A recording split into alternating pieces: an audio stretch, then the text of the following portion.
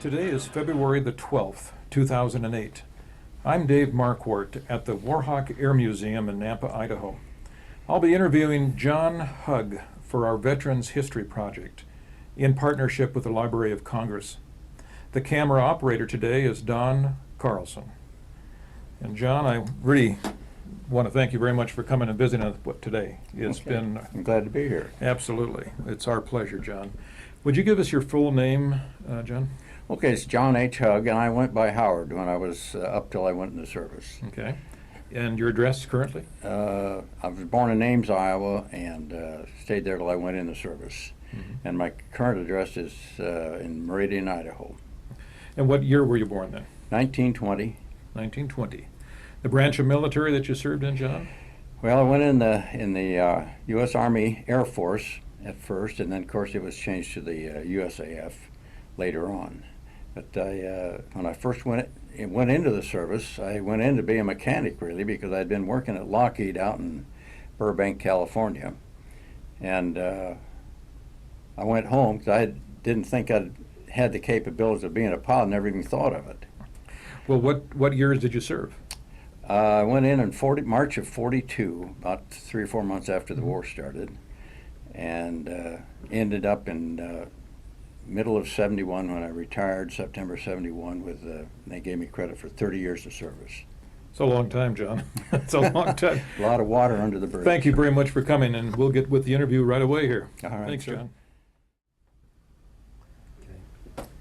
Well, John, let's start talking about when you were born. You were born in 1920. What was the town like in those days? Well, Ames was a city of Iowa State College was there, and my dad was a professor there in engineering, and he ended up teaching almost 55 years there. Wow. And I grew up with a mechanical background, and when I got out of high school in '38, I decided that I decided I wasn't going to college first, and I thought I'd play around, and when I turned around, everybody was back in college, and I'm sitting there with a motorcycle and had nobody to play with. So anyway, we after about a year of that, I started college, and I took a defense course there in 1940, I think it was 1940, and all the industries were trying to get help because they knew the war was coming on, and I was able to get a job without only got about a year of college, and I got a job with Lockheed out in Burbank, California. Well, John, what is a defense course in college? Well, they gave you 3 months of training. You could do you could do a little bit about everything and not a lot about anything. We had welding, sheet metal, drafting, math, and general, just mechanical type stuff. And I accepted the job at Lockheed and rode my motorcycle all the way out there. It was 2,200 miles, and that's another story. But I was there only 3 months when the war started in December of 41. And I quit my job, and I wanted to go in the service, of course, like most people were gung-ho in those days. And went back home, and of course Dad and Mom didn't want me to go in the service because Dad had three of his brothers in the service. All of them got back, but I guess the stories he brought back weren't too good. Weren't too good. Well, do you have any family, or brothers or sisters? Now?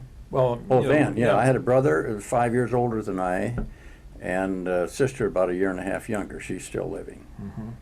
Well, where were you? I mean, you were in California when you heard about the World War II starting in the Pacific. What was your feeling and the folks around you? What were you doing at that time? I was bucking rivets on Lockheed Hudson bombers and P-38s at Lockheed.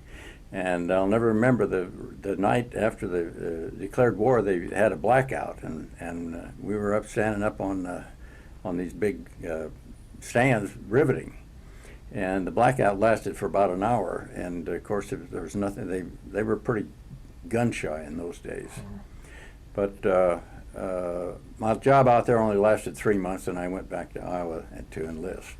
Was California pretty concerned about the Japanese perhaps landing on the shore? Oh, everybody was along the coastline, yeah. Were In they? fact, you've heard stories of Oregon that they even had balloon bombs come over from Japan, and I think the Japanese did fire on Oregon at one time, but I'm not that positive about it.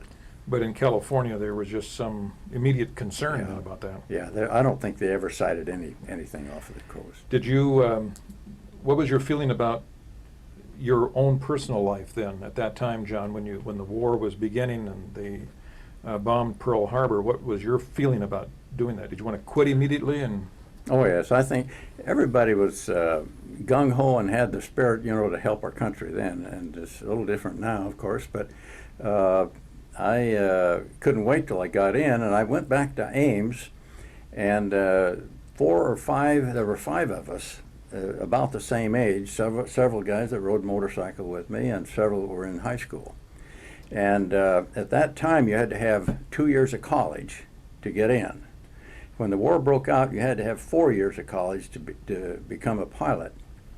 They lowered it to 2 years, or take an examination, and if you passed the examination, you could get into the cadet training. Well, I learned of that after I'd been home a few weeks, and there were 5 of us went down to Des Moines, Iowa, and took that exam, and we all passed it. Fortunately, we hadn't been out of high school long enough. We still had a good remembrance of some of the math that they had for us. But we all passed, and then we went home and waited for $21 a month till they called us. $21 a month, Yeah. huh? Big money in those days. Yeah, it was. Yeah. And then when my time came to report to Santa Ana, I went out there in the troop train out of Des Moines, Iowa, and I think there were 300 people aboard that troop train, and there's still 3 or 4 people that I keep in touch with to this day that were on that troop train. Took a long time? In 3 days. 3 days. And they didn't have sleepers. We had to sleep in our seats, and they had coal-fired heaters in there, and it was an experience. But we were glad to get out there. And when we got off the train, I'll never forget, there was a sergeant there to meet us, and he lined us up by the train and told us, he said, look at the fellow next to you on each side of you. He said, neither one of those guys will be here if you're lucky enough to get through this program. So we were a little bit edgy, of course, when we got down there. Yes.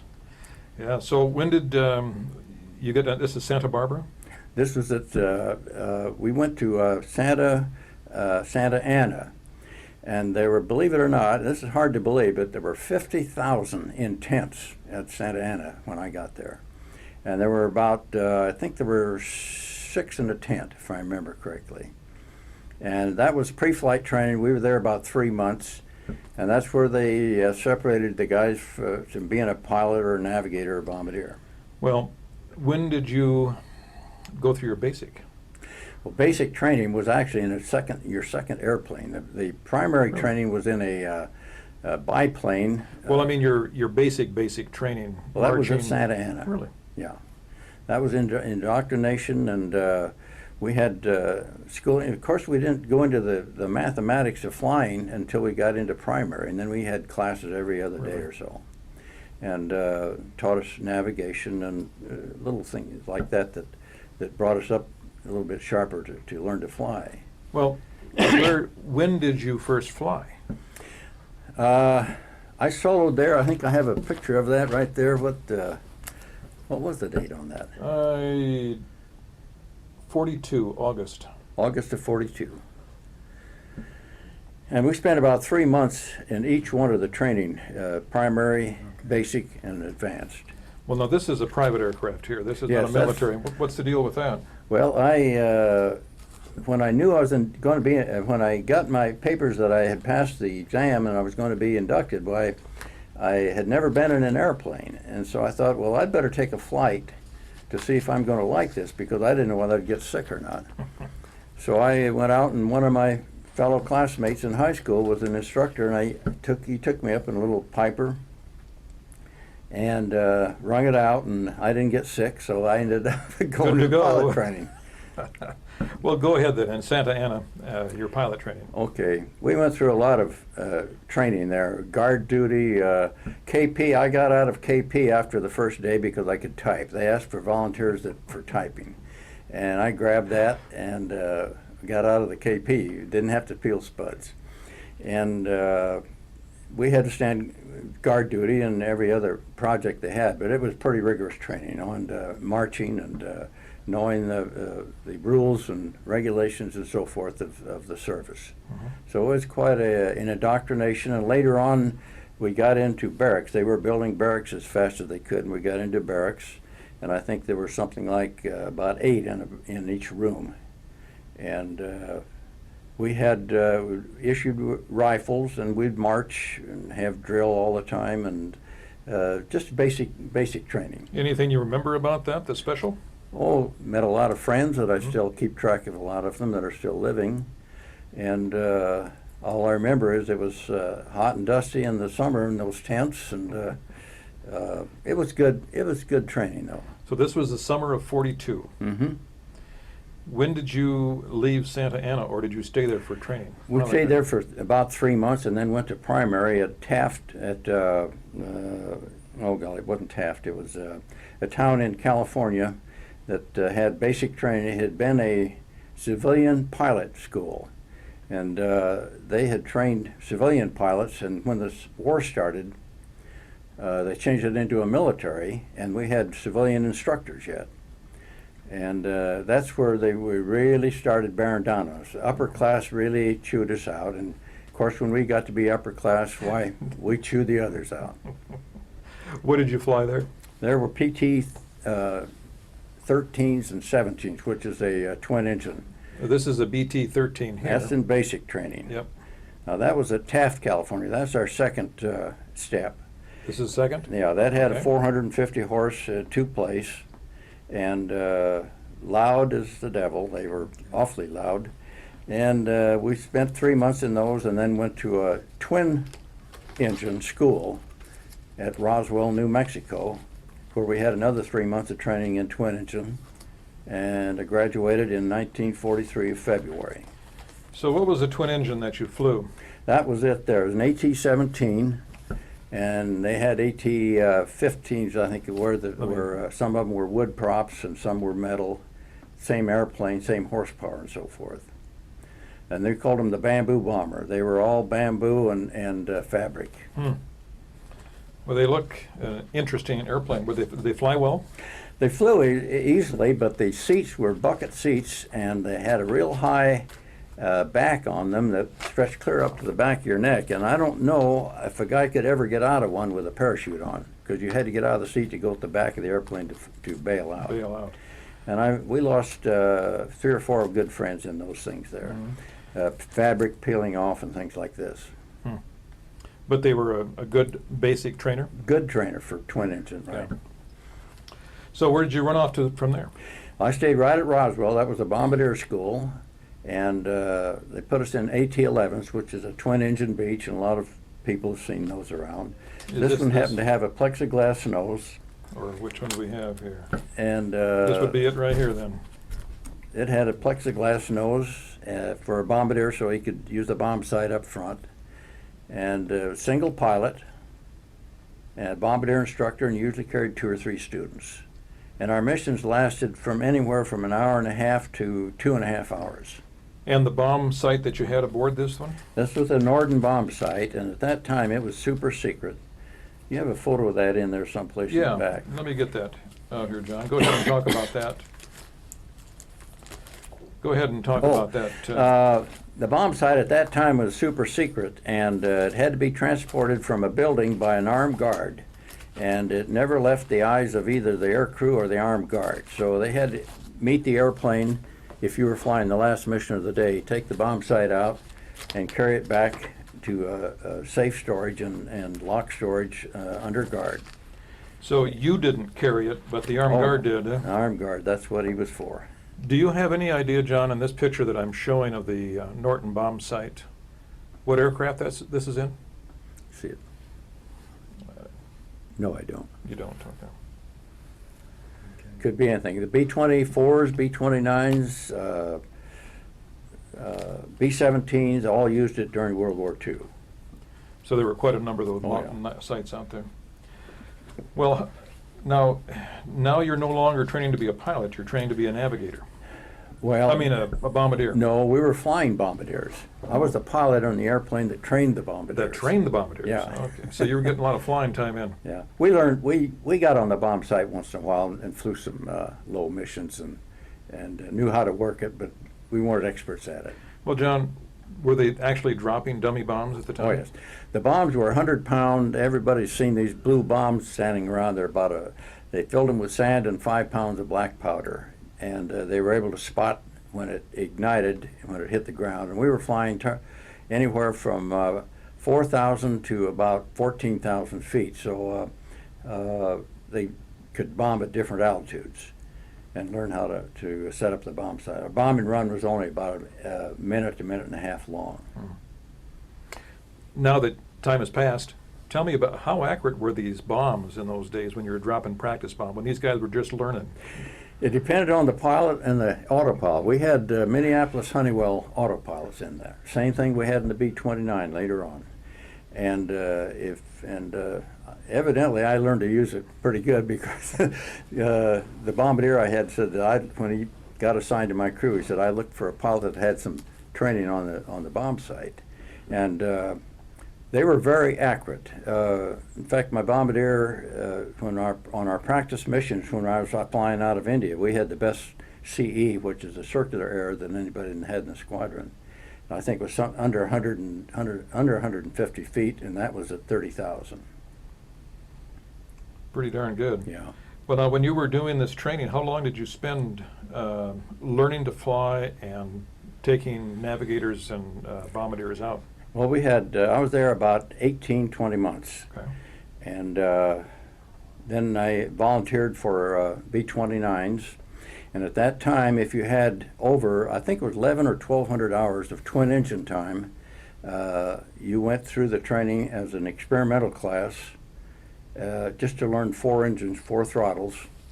And you went right into the left seat. You didn't fly co-pilot for anybody. Did you have that many hours in? Yeah, I did.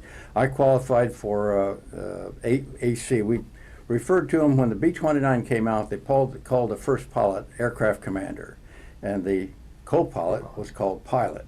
Yeah. So that's the differential there. And ACs were most of them had a lot a lot more time than I had, of course. But I went through B-17 school right there at Roswell. They had a school there where they taught Chinese pilots to fly them. So you flew B-17s as well? Flew about 125 hours in the B-17, strictly to learn 4 throttles. And I think most of that time was spent on 2 engines or 3 engines. I know I used to have a sore leg all the time. The instructors never did give us a 4-engine takeoff or landing, I don't think. You had to use your rudder a lot, huh? It was an easy airplane to fly, real easy. And this was being flown, what base were you in now? At Roswell. Still Roswell. Mm-hmm. Now, you also have a B-24 here. You flew a couple of flights in that. Was that at Roswell also? That was out of India, and I volunteered to go to Calcutta to pick up a load of ice, and that was the last time. We had the ice was in India, of course, the temperature is 100 to 110 degrees, and we flew to Calcutta, and I flew co-pilot on it. And it was an easy airplane to fly, but they had a very historical record of blowing up in the air, and I didn't like the airplane, so I didn't volunteer. Didn't volunteer anymore. Well, let's go back to Roswell. You took some B-17 for 4-engine training then? I got about 110 hours in B-17s, and they also had B-17s at Clovis, where I went next to B-29s, but only for people that couldn't get into a B-29. Mm-hmm. And it was strictly, the B-17 school was strictly for learning to use four throttles instead of 2. Well, this was a fairly new airplane. This would have been, what, late 43? 1942, 43, yes, yeah. On B-17s, 44. I went into training went to the B-29 program in 1944, and got my B-17 training right there at Roswell. And then went right up to Clovis, only about 125 miles, Clovis, New Mexico, for my B-29 training. Was that intensive there? That was a new airplane. When I pulled into the main gate, it was night, and I was a day or 2 days early. And I had my little 36 Chevy. I pulled in, and I showed my orders to the guard at the gate. And he says, Lieutenant, he said, if I were you, I'd get the hell out of here. He said, they've grounded the whole base. And he said, even the doctors and nurses can't get off. He said, we had a general come in here and inspect, and they only had one airplane that was flyable, and they have 100 airplanes here. Now, that's how the B-29 started the program, because they had an awful lot of problems with them. So I made a 180 and got out of there, and it didn't come back till I had to report. But we lost 5 B-29s while I was at training at Clovis, mainly engine fires and takeoff and stuff like this. What was the reason for that, John? Well, B-29 was the first and only airplane that the U.S. ever put into service, into combat without testing, and they'd never tested. And we were plagued with tech orders, updating and upgrading things in the airplane all the time. And the airplane was in such demand, and it was so far behind in the program that the generals upstairs wanted to get them out into combat before they're actually ready. And most of the problems with engines, we had on takeoff, most of the people won't know, but 300-degree centigrade temperatures on our cylinder head temperatures, which are almost the temperature that melts pistons. And we had engine fires galore.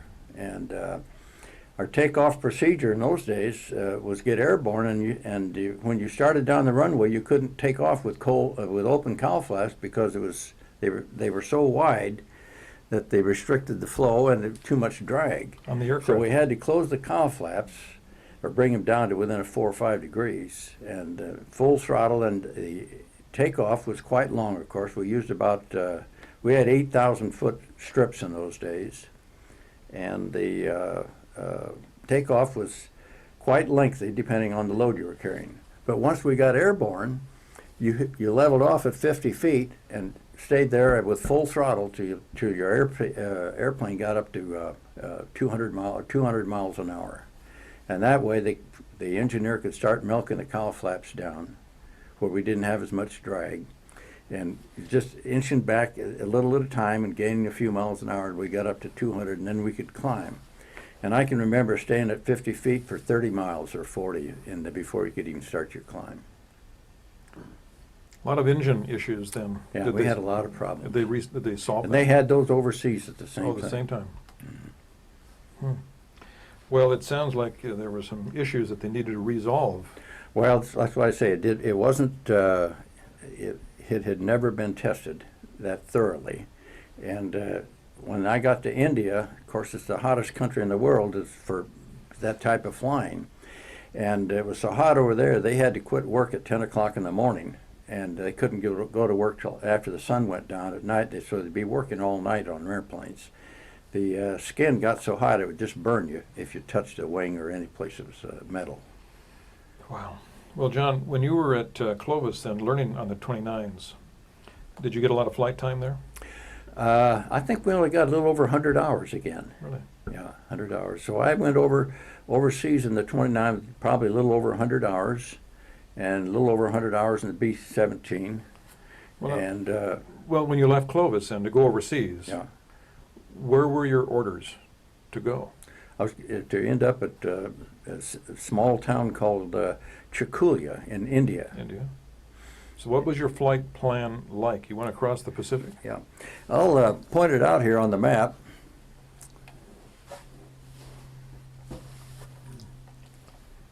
We were stationed down here in this area, and we flew from there to a field in Puerto Rico. And the only reason I didn't fly all the way down, we were scheduled to go to Brazil, but we went down there, and then from Brazil, from that place we went to a place in, I can't remember, I can't remember the city now. And from there we went to Brazil, Natal, Brazil. We stayed there a night or two and took off for Africa. And went all the way to Accra, which is on the Gold Coast here. And from there, we went from there to Egypt. And from there, we went to all the way across to India. And we landed at Karagapur at night, and then took off the next day. And my station was about 100 miles from Calcutta in India. And I was there till they moved all the B-29s out, which was in about April or May of 1945. Well, when you flew, John, from Arizona down into the Caribbean, how long of flights were these? How long could you keep this thing in the air? Well, in those days we didn't have real long missions in them, but they would when we were flying out of the States, most of the missions were 6 to 8 hours, 10 hours training, and most of them were either fighter attacks by our own airplanes for camera gunnery. And I might mention that over New Mexico and the areas where we were flying, they had P-40s that were flying fighters attacks on us, and the B-29 was a little bit faster than the P-40s. So consequently, we had to keep in a 15 or 20 degree bank, because once the P-40s made a pass at you for the camera gunners, it couldn't catch up with you again if it made a 180. Yeah. So we flew in a circle and got a lot of camera gunnery. You got shot down by a lot of people. And then they brought some P-47s in, and that was a different ball game. And we never did have 51s fly on us until we got over. Well, I saw the 51s when I got in overseas. And, Was there anything that occurred during your training time in the B-29 over Clovis that stands out in your mind, John? Engine fires, losing some buddies. Did you? Yeah, and just no, it was typical, except for the fact that we had so many problems with the airplane. Mm-hmm. We lived in coal-fired buildings, low buildings over there. That I remember in the mornings the people would come in and start those fires in those cast iron stoves at 4 o'clock, and they'd wake you up whether you wanted to sleep or not. And you could always smell that coal dust because our rooms were all open in those days. Yeah. Wow. Was the chow pretty good? Oh, yes. I don't think we had real good chow. Best chow I ever had was, though, in that primary school, in California when I went to primary. Yeah. It was Hancock School of Aeronautics was the name of it, and I can always remember they had 2 tubs of ice cream on every table. But of course, in lower class, when we went through lower class there, you had to eat square meals, and you know what they are. Yep. So it was a learning, and some of the guys couldn't take that. They didn't like the discipline. And one particular incident I remember, we had a fellow by the name of von Platen. He was a German, and he just loved to fly. At the end of our school there, just about the end of our school, they put up a notice that anybody that didn't have 60 hours in that PT-17 could come down, get an airplane, and go out and fly the rest of his 60 hours up. And he lied about it and went down and flew the airplane. And of course they found out about it, and about a day later, and they washed him out of the program. And I always felt so sorry for him because he just loved to fly. Just loved to fly. Yeah. Wow. Well, now when you took the airplane from Clovis over to India, did you take a new airplane over there? I took a brand new one. I went to oh boy, I can't think of the name of the town. It was in Nebraska, Kearney, Nebraska.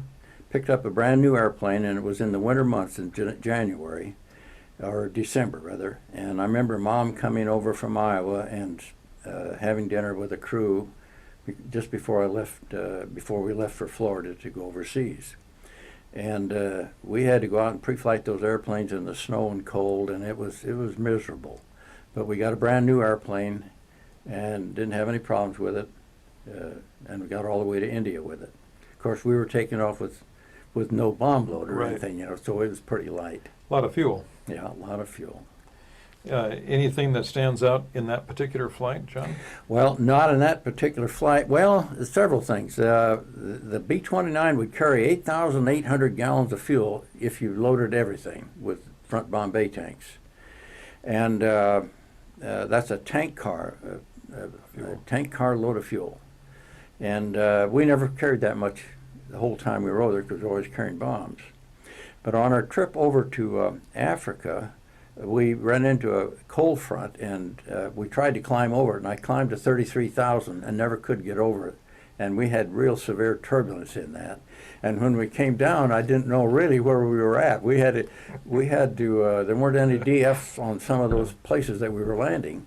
And the navigator figured it out, and we were probably about 100 miles north of the air base that we were supposed to be, but we just followed the coastline down till we found it. Till you found it. Well, you made it. Yeah. You're here. What was it like flying across the ocean that first time? Well, it's the first time, but it's just a long mission. It wasn't any different than anything else. Were you with anyone else, or was it just you by yourself? Just a single airplane. Single aircraft. And there was one island that we could have landed if we'd got into trouble, that the B-17s and the B-24s, that was Ascension Island, but we overflew it. We normally wouldn't have had to unless we had a problem. Mm-hmm.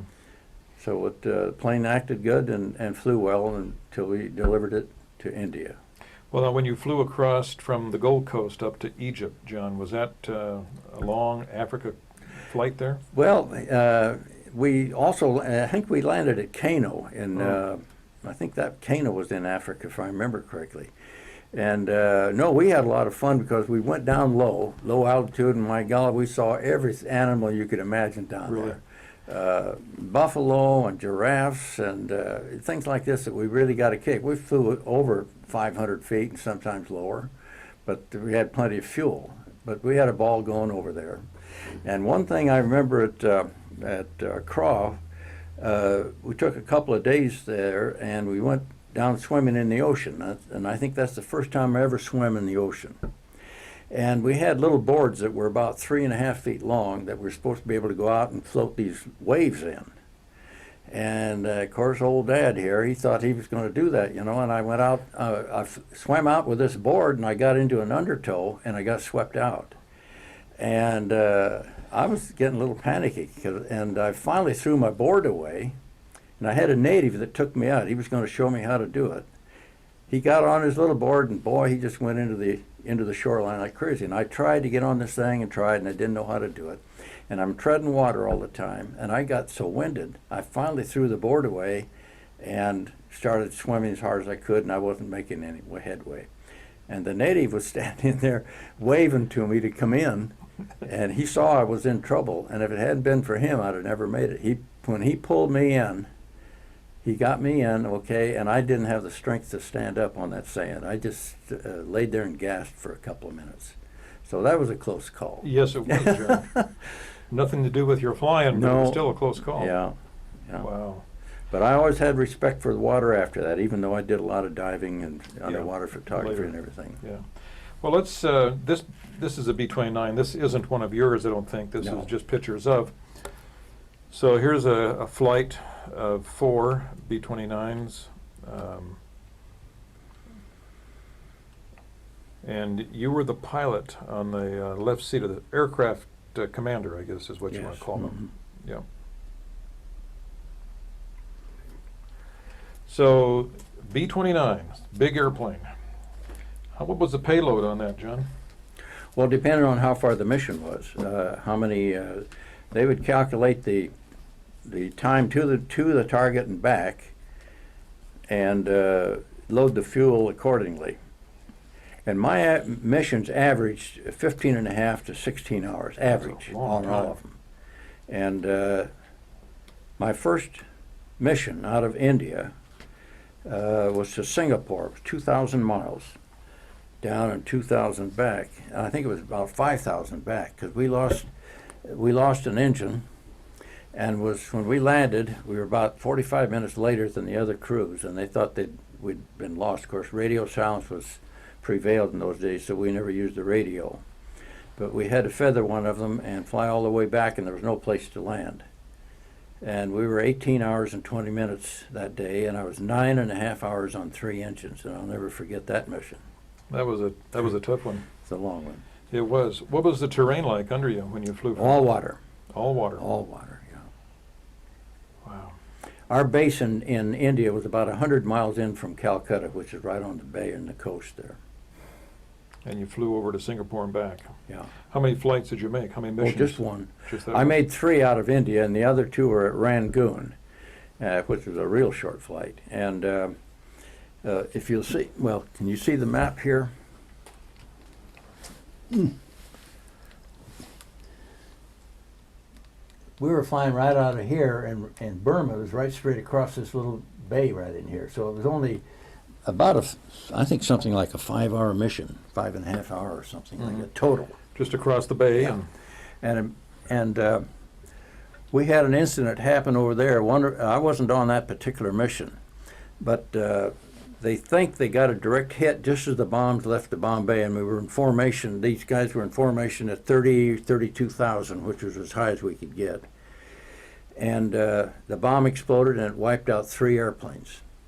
There was a few of the crew members walked out of Burma to India 3 months later, and they came walking into the base there. And we thought we'd lost everybody. I didn't know any of the people. What do they think caused it? Sir? What do they think caused the explosion? They think a ACAC hit it. They would go that They high? hit it just as it left the Bombay, yeah. Yeah. And the bomb exploded right in one. It disintegrated it and took 2 other airplanes that were right beside it. With it. Okay. Well, when you left India, where'd you go from there? Well, since I was a replacement crew, the replacement crews, everybody had their own airplane, I'll put it this way. And the replacement crews had to go by ship. And we boarded a ship. I'll go over here again. At, where am I at? India. Here India, right there. India. And we went out of, stopped at Ceylon, which is just a little island off the coast of India. Went down all the way, and we stopped at Perth, Australia, which is right in here. And we got to go ashore there for a day or 2 of R&R, and then we had to go all the way around Australia, all the way around here, and all the way back up to the Marianas, and they're right in here. Right in there, yeah. Mm-hmm. The reason for that, the Japanese held all this. New Guinea, Indonesia were all held. Even in Singapore, the Japs held it down here. So we had to go all the way around Australia, and it took 31 days. 31 days. 31 days. So you wound up in the Marianas. What island were you on there? We were on Tinian, Tinian. right by Saipan. We could see Saipan right across the bay there. Was the airstrip pretty good shape for you? They had 8,600 feet, 2 of them parallel. And on the other end, where the atomic bomb flew, on the 313th end of the island, they had 4 strips, 8,600 feet, which is still the largest airfield in the world. Yeah. A lot of runways. And they had to they usually kept 1 runway open for when you were taking off for a mission, for emergencies. They had to come back in right away. But they took off every 30 seconds rather, and a lot of times in prop wash. Yeah. And you could always use a couple of 1,000 more feet of runway. Always. And I'll tell you one of those experiences I had on that. You had one of those? Well, we're making a night takeoff, and I don't know which mission. I had flown several, and we had an engine fire just as I left the ground. And we used all the runway, of course, that 8,600. And we had about a 200-foot knoll to fly over. And we were climbing shortly out of there, and my number 2 engine, I'm sorry, caught on fire. And I'm on the instruments because it's blacker than dark, coal out there. And all I could see was a reflection of the fire on my whole instrument panel was reflecting this fire. And we got over that hump, and we feathered the engine. Fire went out, and my next problem is my airspeed. I was up to about 145 miles an hour, and all of a sudden our airspeed started going down, and the plane started going down, and I was just hanging on It got down to 135 miles an hour, which is takeoff speed, and we were right on the deck. My altimeter was 0, and we were just hanging on by our teeth. And of course, I told the bombardier to get rid of the bombs right away, and he couldn't salvo them, and I couldn't salvo them. I tried pulling my T-handles, which is supposed to open the bomb bay doors, and salvo, and it didn't work. And so I told him to get rid of them, and he had to run them out on an intervalometer, which is the bombs go out about every three or 4 seconds, tick, tick, tick, tick. And it took us, well, it takes 30 seconds to get the bomb bays open. So what kind of a bomb bay door did you have on this airplane? Well, I had electric on there, and they took 30 seconds to open before you could release the bomb. There's no way to release the bombs unless the doors were open. And we almost bought the farm that night. We just, I used to wake up at night on that one yet, but it finally went away. But the Lord was with me that night. Yeah, that was a close one. Yeah, and your crew with you as well.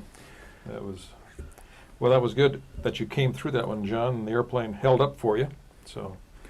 The B-29, of course, later on, after in 1950, when I got back into B-29 instructing, I built up an awful lot of time in the B-29, that and the B-50, and ended up with over 7,000 hours in the B-29. Most of it was in 29s. And I was so confident of it, you almost fly by the seat of your pants like you do a small airplane.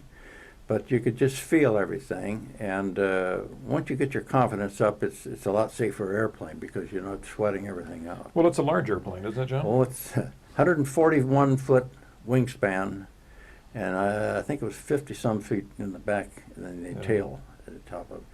And the props on it were 16 foot 2 inches each, and the R-3350s were 2,200 horsepower each. On the B-29. Mm-hmm. Wow. Well, how many flights did you fly out of Tinian?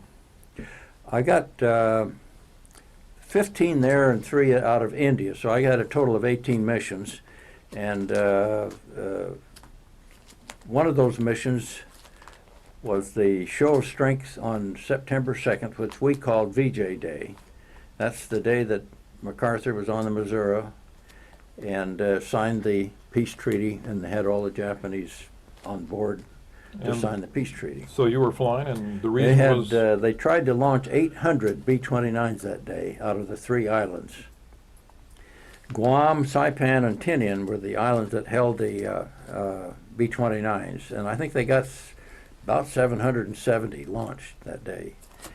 And we were all assigned altitudes and in loose formation, and we spent 4 hours over Tokyo Bay that day, circling. You were, what, showing the flag? It was a show of strength mission. We didn't carry any ammo or bombs, but there were airplanes from the Navy and the Air Force, and they had everything imaginable up there. And I won't say we were dodging airplanes, but we saw them anywhere from 2,000 feet on up to about 8,000 or 10,000, and the sky was loaded with them. With airplanes. Yeah. How about Tokyo Bay? Well, Tokyo Bay, they had about 6 or 8 ships in there. I took pictures of it, but I think we were at 6,000 or 8,000 feet, and they didn't come out too good. You can see the Missouri down there. That's about it. But it was an impressive flight, and when we finished flying the 4 hours over there, the crew it was up to the aircraft commander when you'd had enough on fuel, you had enough to get home, and we decided we better head back. So we turned to head home to Tinian, and I asked the crew, I said, how about flying down to Hiroshima to see the atomic bomb blast? We didn't know what an atomic bomb was in those days. And this had happened several weeks before. And guys, some of them were moaning and groaning because we were really tired. We'd been in the air for 11 hours then. And 11 hours now, it seems like an eternity. I get in an airline, 2 hours about kills me. But I took a vote. I said, I'll let the crew decide whether we go down there or not. And we took a vote, and the vote was no. And I've been kicking myself ever since of not going down there and taking a look at Hiroshima when I was airborne. Yeah. So I missed that. Well, now, John, where were you? I mean, you're on Tinian. Where were you when the bomb was dropped? On that particular day, I don't even know. I think probably we're stand down or something, because I only got 15 missions out of Tinian, and I was there for about 5 months, 4 or 5 months. Well, did you know something was going to No, happen? we didn't know about it for a day or two. Really? You see, I can't remember the wing that had the atomic bomb right now, but Tibbets had the plane over there. He had about 3 airplanes that would carry the atomic bomb, and it was only about a half a mile from where we were at on Tinian, but that was a super secret thing, and we knew some of the crew members. We mingled with them in the officers club. But in those days, you didn't ask people questions about their airplane or what their mission was or anything. We'd been taught that earlier, and we never had any problems with that, but we didn't know anything about it at all. Nothing. Yeah. And there were B-29s that were fitted with special type of radar with different types of wings on them and everything, and we'd see these things, but we never did ask questions about them. Well, what kind of missions did you have, John, out of Tinian? Were you going over industrial Japan, or? Most of the missions, about half of them, were night missions, and about 50-50, I'd say, day missions. And if for a day mission, you'd be taken off at 3 or 4 o'clock in the morning, and get up there sometime the early morning for bombing, and it would almost be dark before you got back. Got home. Sometimes it would be.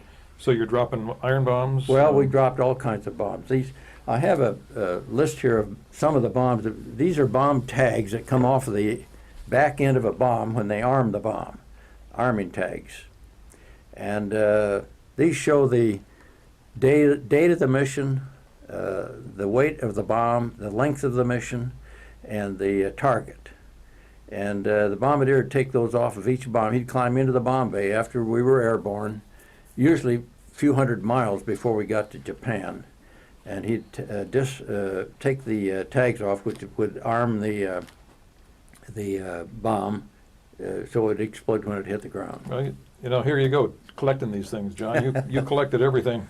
Well, I kept a lot of stuff, and I'm sorry, 3 years I didn't hang on to some of those orders, and now I'm sorry I didn't.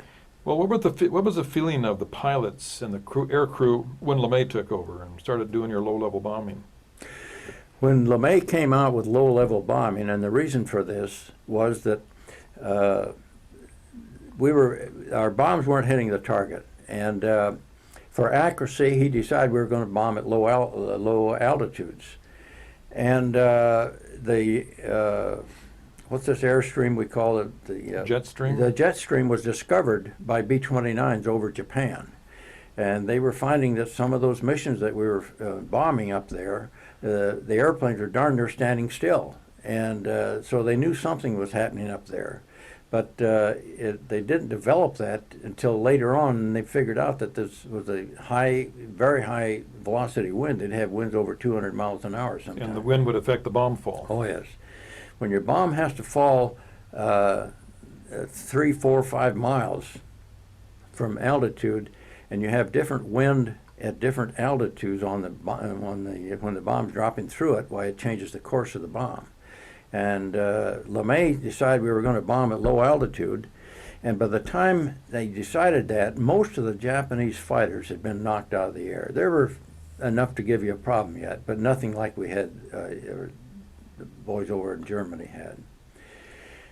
And he lowered the altitude, and at first the air crews were really bitching about it because, golly, we're going in at low altitude. You thought everything with a rifle should be shooting. So what's a low altitude? Well, I'm talking about somewhere around 5,000 to 10,000 feet.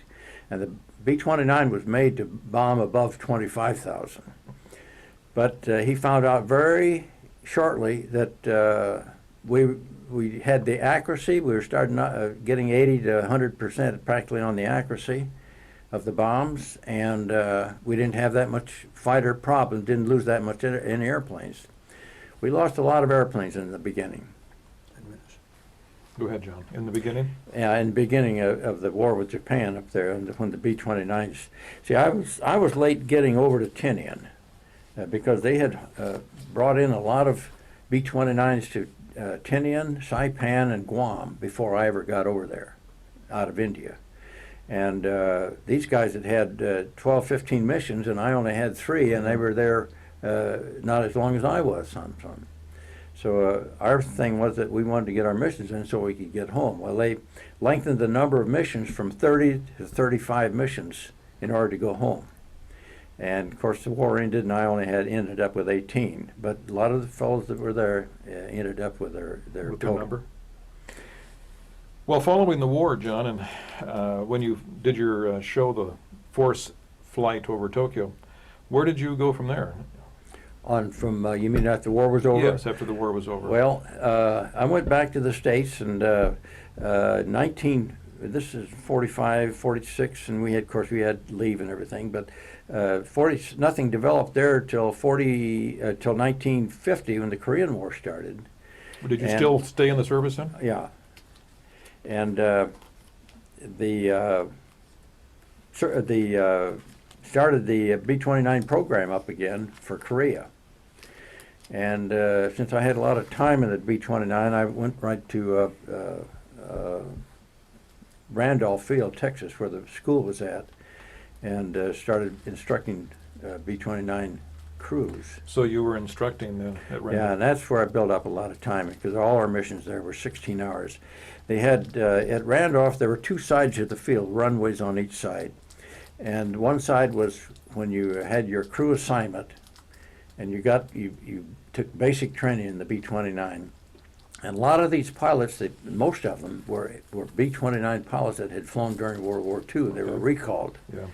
And they got so many hours over on the transition side, and then they came over to phase side. And the phase side had to dealing with the aircraft commander having his full crew. He got assigned all the rest of the crew members, all 10 of them, and training his crew as a crew. And I flew those people, and when I thought they were well enough to solo on the aircraft commander, I just turned them loose. And we had a radar instructor, bombardier instructor, a gunnery instructor, so we had and flight engineer. We had all the instructors in there, and when they thought their person could do the mission without him, well, he'd let him go. Huh. So that's the way they trained it at Randolph. So, yeah. Well, how long were you there at Randolph? About 20 months. Okay, almost 2 years. Yeah. Did you get assigned to Korea? Well, everybody that had been instructing was so tired of the B-29s, we wanted to get out of the instructing business. And I put my name in for transfer. And time came up to where I was selected with another person, and the colonel said, "John, it's between you and this other fellow." He said, "Why don't you guys flip for it?" So we flipped, and that's probably one of the best flips I ever won in my life, because I got an air weather service. I took air weather, and I asked for Bermuda, which was the 53rd Hurricane Hunter Squadron. Oh, okay. And that was where I got trained in hurricane hunting and air sampling. Air sampling was a cover-up for our primary job, but it was super secret in those days. And we were sampling the air and wind currents from atomic blasts, Russia mainly. Uh-huh. What were you flying? B-29s. Still B-29s? Yeah. You were getting tired of them, but you still flew? No, I wasn't really. I wasn't tired of them. I guess it got so I knew the airplane real well. I didn't have anybody question me questions that I couldn't answer. Well, now, did you fly into hurricanes with that airplane? Yes, sir. We penetrated right into the center of the eye, and I've done it from all altitudes. About the first 6 or 8 months I was over there, we penetrated into the eye of the hurricanes at 500 feet. And we'd stay at 500 feet until we lost visual contact with the water. And usually the winds are so severe that we went into the weakest quadrant, which is the southwest quadrant of these storms. And the winds are so severe that the waves are just knocked off like the inside of a washing machine. You can just see froth, and the wind taking the crests of the waves, and long streaks of air in the water. And you could just see that from your Oh 500 yeah, feet? 500 feet. And then if we lost sight, we would go up to 1,500 feet. They lost 2 airplanes on that because when you're going into the eye of a hurricane, you go into it at a right angle so you can penetrate as fast as you can. And the air pressure, the barometric pressure, drops so rapidly because the isobars are squeezed up tight on this because the hurricane is moving anywhere from 10, 12 to 30 knots. And these isobars around the storm and the pressure builds up so fast that you penetrate as quick as you can to get into the eye. Well, when the barometric pressure, I said it increases, but it drops. The pressure drops when you get into the center of the eye. It's real low pressure. And the weatherman who sits in front of the weather plane, B-29, has the same plexiglass that the bombers had. You could see everywhere. And he had 2 radar altimeters up there that could give him the exact footage if we were above the water. And he had to lean back and adjust the pilot's altimeter every 10 or 15 seconds because the pressure is dropping so rapidly. But what happens when he doesn't do that, you're flying altimeter and you might be at 500 feet, and if that's not adjusted, all of a sudden you're at 200 feet and you don't realize it. And they figured that we lost 2 airplanes because of that. Just flew into the water? Yeah, flew into the water. And it was an interesting mission, but after they lost 2 of them, I think one of them was in Guam, and I think the other one was out of Japan. They were flying Typhoons. They raised the altitude to 1,500 feet. And at 1,500 feet, you did the same thing. If you lost sight of the water, then you climbed at 9,000 or 10,000, 700 foot millibar, 700 millibar level. And one particular storm, I was checking out another aircraft commander for his first hurricane flight. And we started into this storm, and we hit such turbulence at 1,500 feet and lost sight, and we started climbing to 10,000. And at 1,500 feet, what you try to do is maintain the airplane in a level flight attitude when you're getting severe turbulence. And to maintain that, at that particular mission, we just let the airplane fly itself and try to maintain it. I ended up at 11,500 when I was trying to hold it at 1,500. So that gives you an idea of the turbulence. How turbulent. But I really thought that was one we weren't going to get out of. Yeah. And some of the hurricanes were mild. We didn't have a bit of problem, little turbulence. But we never went out on the high pressure side where the winds were 130, 40, 50 knots. Yeah. John, you were mentioning that you were flying into this hurricane with a lot of wind and wound up at some higher altitude. How'd you actually fly those missions then? Well, what you do when you get into severe turbulence in any airplane is try to fly attitude. You try to keep the airplane straight and level. And you can't really depend on airspeed because the pitot tube fills up with so much water, especially in hurricanes, that your airspeed is useless. So, but like I say, we ended up at 11,500, and it took both of us on the controls. And I was really concerned that day whether we were going to get out of it. One thing that gave me confidence in not trying to worry about turbulence is the fact that the B-29 and most airplanes that they fly into hurricanes, except the jets, they're stressed for 9 Gs, or 10 Gs. And 10 Gs is more than you can take. So I knew if I'm still able to take the turbulence that the airplane's going to hold up. It wasn't going to pull the wings off of it. Well, were you concerned about ingesting water? Oh, golly. One time on a penetration, we hit water so heavy. It's just like flying under a waterfall. You can't believe it. The engines, all 4 of them, were shaking so bad from running too cold the water cooled the CHTs off, and you could look out and see those cowlings just shaking like that, and you're trying to penetrate into a storm.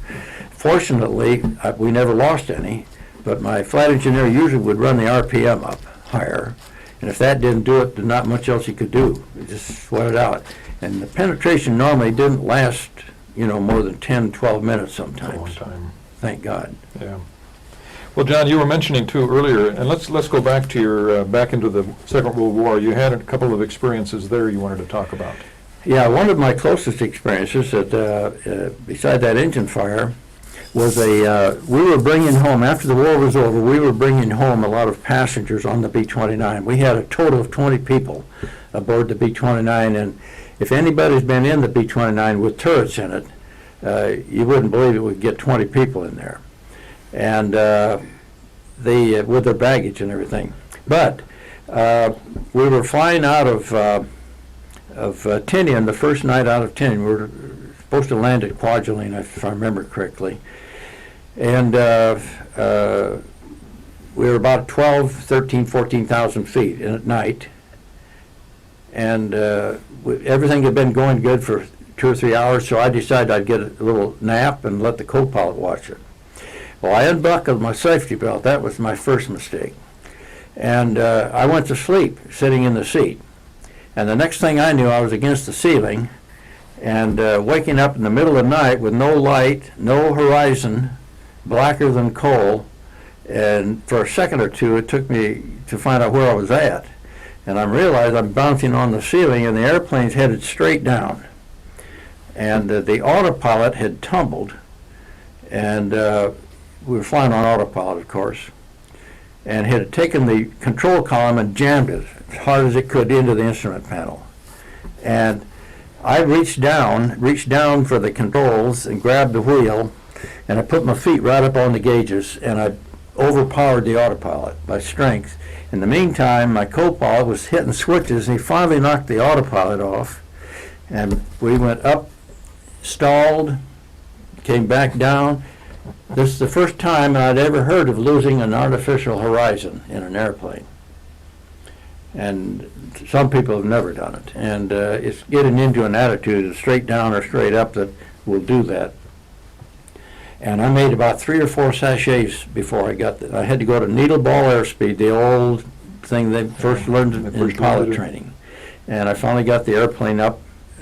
Leveling the wings wasn't any problem. It was that up and down. The rate of climb indicator was pegging itself, and the rate of climb indicator for non-pilots lags about 5 to 6 seconds. In other words, you could be climbing and it'll be 4 or 5 seconds, 6 seconds before the rate of climb catches up with you. So consequently, I had a hard time gauging where the horizon was, so I had to do it, all these sachets with airspeed building up, power off, up this way, stalling and coming back, and I finally got her leveled. One man in the back was hurt. He got cut on the head real bad. And one thing I didn't know about it was when we landed, they went out to start the APU, the auxiliary power unit, in the back for the electrical power so we could land. And the 5-gallon can of gas had spilled back there, and the whole back end was full of fuel. Fumes. And we could have, any spark could have ignited it back there. So that was a hairy one that night. It was. Well, again, you made it back, John. Yeah. That's good. Well, I've been living on borrowed time, Dave, for a long time. A long time. Yeah. Well, can we move then to the weather? Sure. Again? You're in the Caribbean, and you're flying 29s. You also have in your jacket here at B-50s. How did you get into those? Well, the B-29s phased out. They were getting pretty old. SAC had got rid of the B-29s and gone into B-50s. And when SAC got rid of the B-50s, then the Air Weather picked up a bunch of B-50s and got rid of the B-29s. Did they fly similarly? They're almost the same airplane. The novice cannot tell the difference by looking at them. The B-50 had 4360s, which had 3,800 horsepower each engine. And the tail was a little bit higher. The wing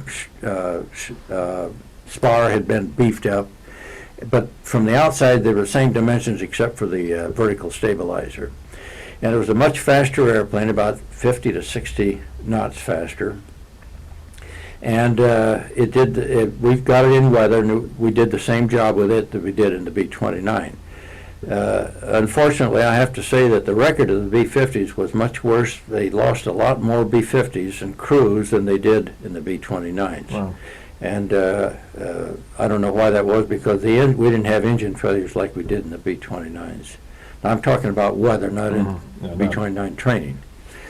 They asked me when I was at Bermuda, when they closed that squadron down, if I wanted to go down to West Palm Beach, Florida, and start the school up down there, and I said, sure. So I went down 3 months ahead and set up the paperwork on teaching. I was signed to a squadron that had C-97s, very similar to airplane to the B-29. And I was sent down there and set up the paperwork and the groundwork for the school, and I stayed there for 3 years. And we trained B-50 air crews, flight engineers and pilots. Mm-hmm. What aircraft did you guys use following the B-50? Okay, when the B-50s got their time and the SAC got rid of the B-50s, the B-47s, which they had been in, then Air Weather picked up about 70 B-47s. 47s. That was a 6-engine jet, and the airplane weighed about 92 to 95,000 pounds, and it would haul over 100,000 pounds of fuel. And I was in those for about 5 years. Did you train with these or train in them, or did you actually fly them into the weather? Well, we were in weather service, and when they first came out, they had an automated radio system in the back that could send your all the weather observations and data that we obtained on weather flights automatically. We just plugged it into the radio, and it would transmit. Collins equipment, of course. Yes. And they had a lot of problems with it, though. And the airplane was not allowed to penetrate into hurricanes unless we could do it visually. And I was in one storm out of Savannah, Georgia, hurricane that was, I don't know exactly what the winds were, but I was at 39,000 feet, and I was able to go into it at 39,000. And it was a picture book storm. You could almost see the water. You think you could see it. But it was a full moon and moonlight, and you could see the circular clouds all the way down to the water, and it was just beautiful. And I always regret not calling my ham operator and have him pipe me into the radio station, but I'd probably got fired for it. Well, with the B-47, as I remember, they had fairly long wings, and they moved a bit. Yeah. B-47 was over a 600-mile-an-hour airplane, and it was it only carried a crew of 3 against the B-29, B-50 of 11. And wait a minute, the weather people didn't carry 11. They carried about 9 or 10, depending. But the B-47 only had room for 3 people, pilot, co-pilot, and a weather navigator, observer. And he was down in the front end of the B-47, and he could not see outside at all. There was no windows. And the only thing he could see was the drift meter, and if he was taking a drift reading off of water or the ground, he could look out on that. The B-47, when we got them, they did not have the refueling capabilities, and we did not have wing tanks.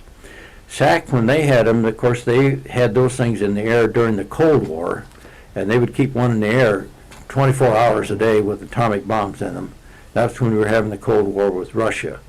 But when the SAC got rid of the B-47s and went to B-52s, then Air Weather picked up 70, as I mentioned, and they had taken out the refueling capabilities, the in-flight refueling. They'd taken off the extra tanks, wing tanks, and we didn't have JATO takeoffs. Now, our airplanes would weigh right around 200,000 at takeoff. We had 100,000 pounds of fuel, or a little bit more. 6-engine jet, and one thing, that sticks in my mind the most, that was my favorite airplane, I flew it for about 5 years, was the takeoff time. And I'd like anybody that sees this tape, the next time they're aboard an airliner, check your watch when they first start their takeoff roll and see how many seconds it takes to get airborne. And I've been on 747s all the way through all the little ones. And it's anywhere from 25 to 35 seconds, maybe 36 or 7. This one took 53 seconds. And I'll tell you, when you're rolling down the runway, once you pass the center point, which is a no stopping, you either have to make your mind up that you're going to abort or keep going. And once you've committed yourself, you're going to go airborne whether you want to or not. And the timing on that, when you first let the brakes go and hit the water on it, and the water gives you a few thousand more pounds of boost, just like somebody kicking the rear end when you hit that water switch. You release the brakes and the thing starts off very slow. B-47 was the first jet bombers there was, so it didn't have any of these later innovations that the new fighters and everything had. But it was a fun airplane to fly. It was very dangerous because the whole fuselage was fuel. The wings didn't have any fuel in them. The wings could flex from wingtip to fuselage 27 feet. Now that's an awful lot of distance because the B-29, B-50 and those airplanes couldn't flex at all. And this thing it's not fun to look out there and see your wings flapping up like a duck. It was a little unnerving. But once you gain confidence in the airplane, I felt safe in it, and it was a very fast airplane. And to me, I really enjoyed it. A lot of people were afraid of it. A lot of people were killed in it. One thing about the fuel in the airplane, all fuselage, now 100,000 pounds of fuel is quite a bit. You had to transfer fuel from one tank to another all the time to keep your center of gravity in the center. And if you forgot to center that, or forgot to do that for any reason at all, or if you got one tank fuller than more full than the other, the airplane could get out of whack, and it might go into a dive and you never get it out of it. So it was one of the things that you had to really stay ahead of that airplane. Fortunately, for the Air Weather Service B-47s, we call them WBs, since the refueling capability was out of it, we had to transfer fuel, but the airplane was much lighter than SAC flew them at, and we could, our missions were only normally around 5 hours and 45 minutes, sometimes 6 hours total. Wow. Did you have any issues at all with the B-47? Well, no, it was a fun airplane to me. One mission I was flying out of Sacramento to Hawaii, and I got about halfway over and the winds changed on us, and I ended up getting short of fuel, and I was going to be stretched. I happened to be talking to my brother on ham radio in Seattle at the time, and I told him I had to get off the air. I declared an emergency that we were going to be low on fuel, and because we run into these headwinds. The procedure on the B-47, when you get low on fuel and time, you let it climb, and you just keep the same power setting on and let the airplane fly and climb as it can. And I ended up at 43,000 and stayed there until I made my letdown. Above 40,000 in the B-47 is what they call a coffin corner, because you can't make any erratic attitude adjustments on the airplane, or you'll get into a spin or stall or something. And believe me, I didn't make any flight adjustments, but we didn't have any problem. It was just the fact that it's the only emergency I ever had to declare on the B-47, except I lost one engine. 5 years of flying, and I had one engine catch on fire on takeoff, and that was the only emergency I ever had.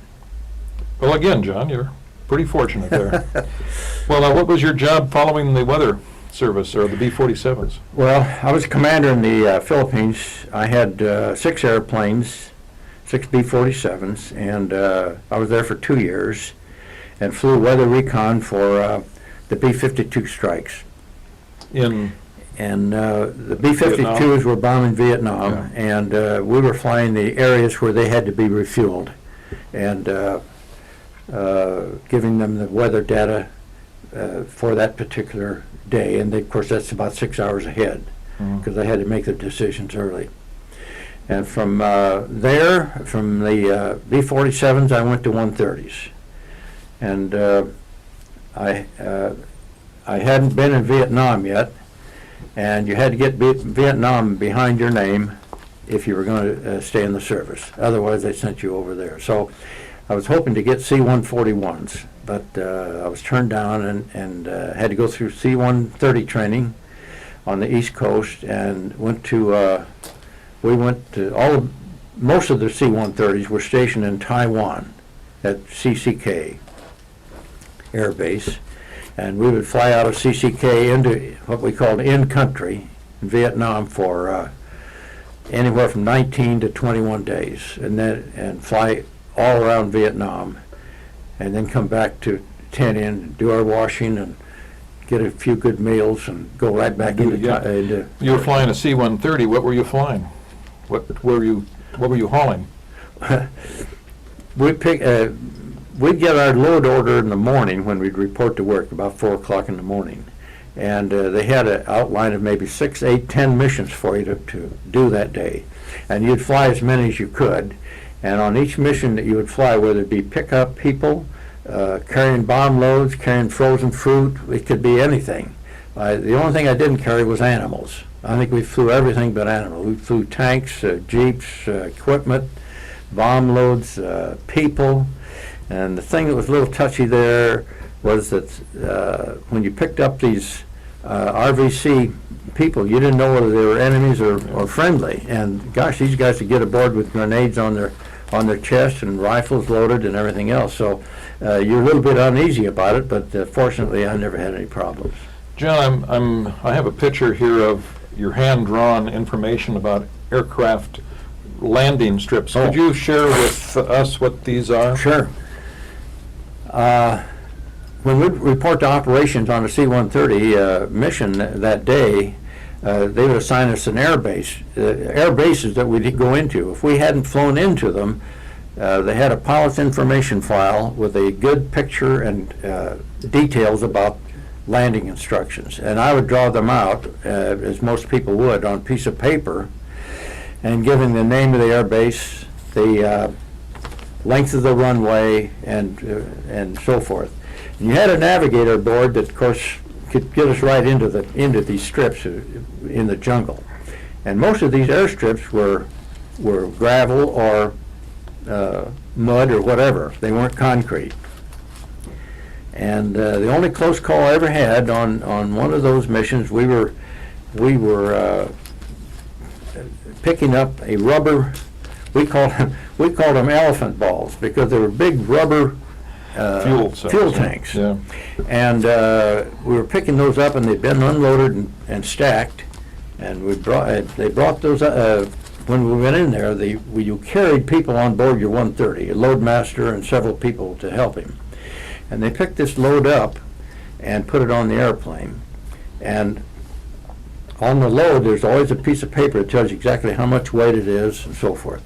And he brought that up to me so I could calculate my takeoff and make sure I had enough runway, because a lot of these strips were 3,000, 4,000 feet long. Short. And they're out in the jungle. Well, this particular strip, I don't remember the exact length of it, but it wasn't long enough. And I took off, and I could see it was going to be close.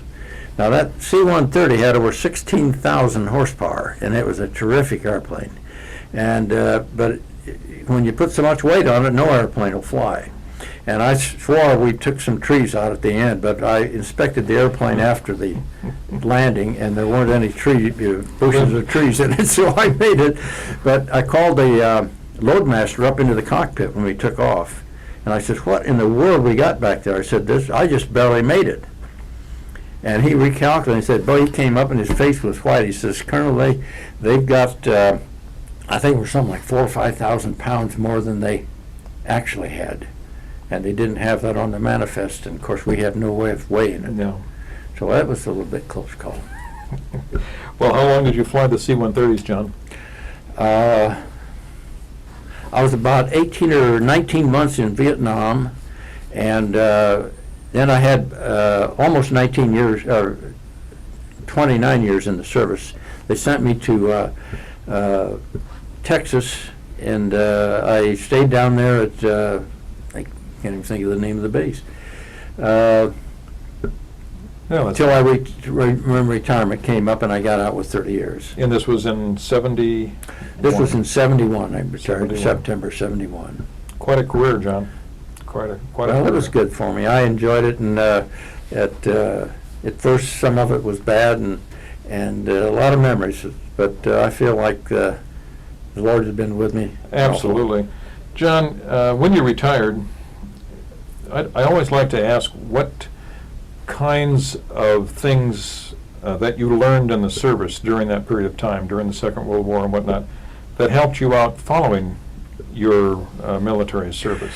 Well, first thing you learn in the military is usually discipline. And the cadets, they were pretty hard on cadets, and they taught you discipline. Some of the guys didn't like it too well, and I don't think they fared out too well.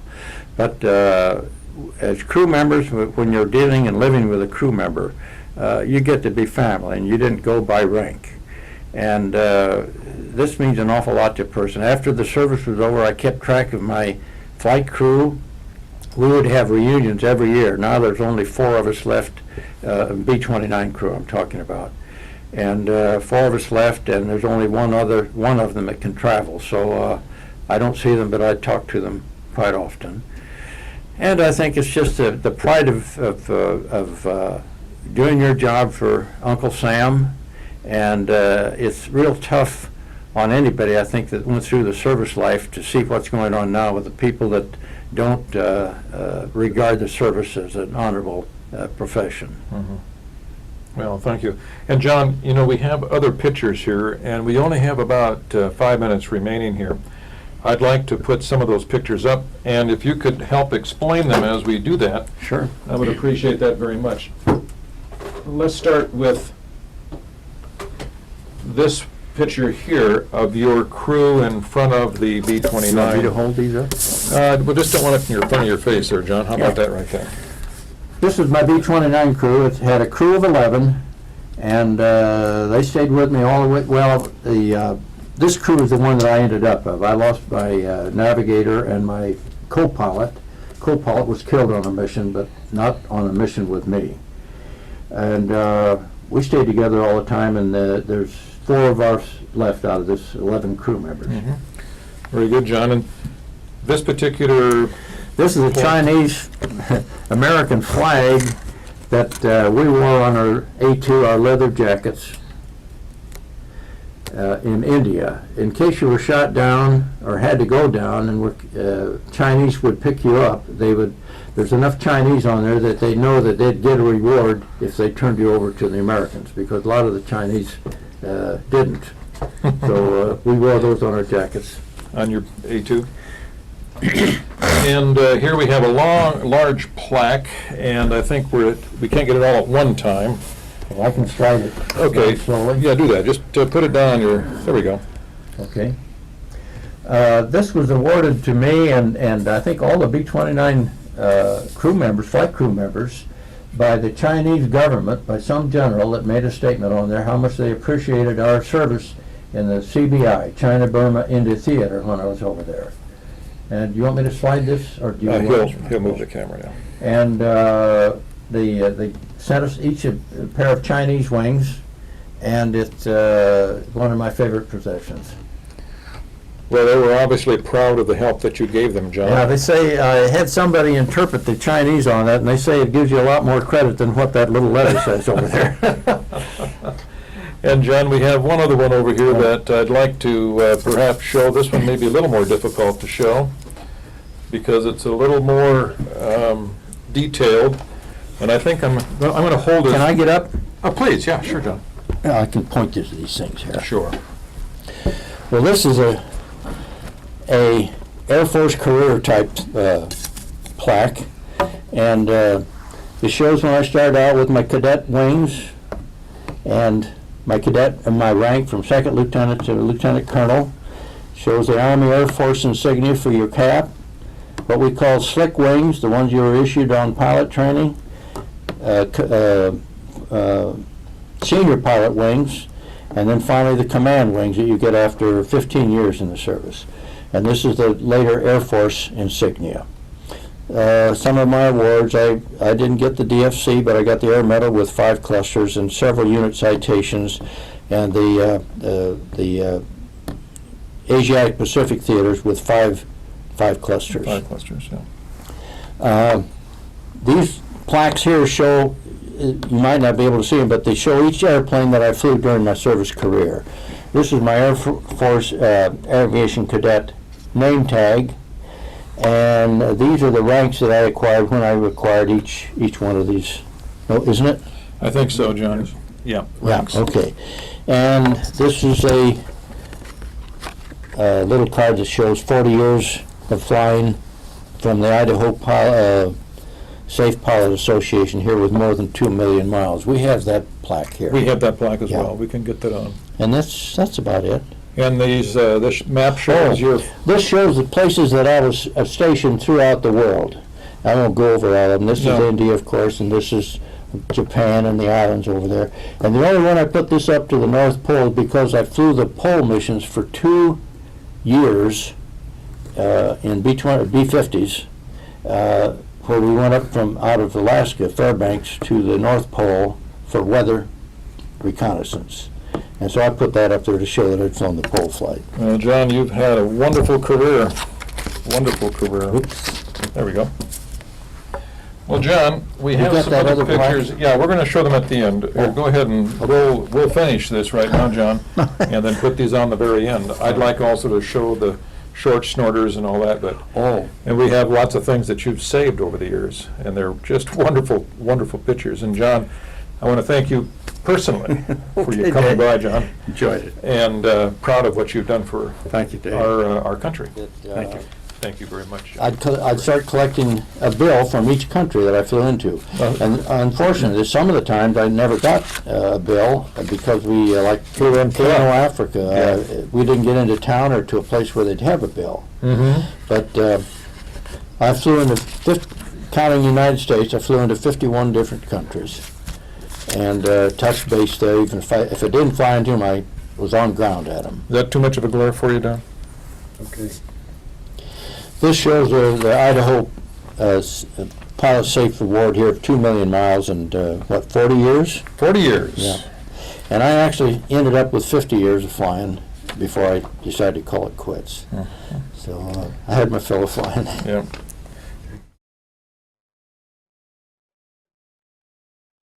He has one, and I swear that I think it's Lindbergh on his. Could be. We had a guy in our QB that flew with Lindbergh. Yeah. And he's long gone, but I said, my God, why don't you get up and talk to the QBs about it? I said, that's something that I'd really be proud of. And he was so bashful, he made me swear I wouldn't tell anybody. Yeah. Well, I noticed on some of these foreign currencies, you do have some signatures. Who signed those? I don't know. It could have been on there. But see, on a lot of them, now these aren't all of them. I have a bunch of them at home, and I might have taken the new bills out here instead of, because I marked and see like I did in this one. On the one I had in my short snorter, I put the amount of American money that this was worth. Oh, gotcha. And see, I don't see that on hardly any of these. No. Here's one. But I see guys signing these. Yeah. Would that be a crew? Could be. You know, I don't know of anybody, John, who has ever done this kind of stuff before. Is that right? I mean, people collect things. I understand that. But I've never seen people, have crews sign. Now, I had my crew sign this one because Stanley Hinkle was my CFC scanner in the B-29. And these originally, these were only signed by pilots. Right. And most of these are pilot signatures. Lastman was my instructor at in BTs, basic training, and he later came to Tinian in B-29s, and that's where he got. And that's where he got his signature. Yeah, he's passed away. I'm in contact with his son.